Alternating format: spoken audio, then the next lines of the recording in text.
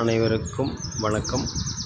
நாம் விவசாயம் காப்போம் வீடியோவின் 2வது பகுதியை பதிவிடுகின்றோம்.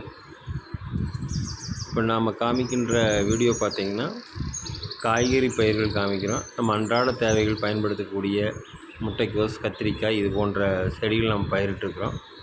குறிப்பாக நம்ம விவசாயத்தை லாப நோக்கத்தோடு செய்யாமல் மக்களுக்கும் பயன்படுற மாதிரியும் விவசாயிக்கும் பயன்படுற மாதிரி நம்ம செஞ்சிட்ருக்குறோம்.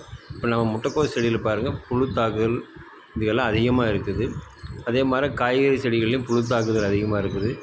இது மாதிரி நேரத்தில் நம்ம என்ன பண்ணுறோன்னா, செயற்கை உரங்களை தவிர்க்கிறோம், பூச்சிக்கொல்லிகளை தவிர்த்து இயற்கை உரங்கள் கொடுக்குறோம். அதாவது பூச்சிக்கொல்லிகளுக்கு பதிலாக நம்ம மிளகாய் கரைசல், வேப்பங்கொட்டை கரைசல் இது போன்ற கரைசல்களை பயன்படுத்தி அந்த புழுக்களையும் கொள்கிறோம்.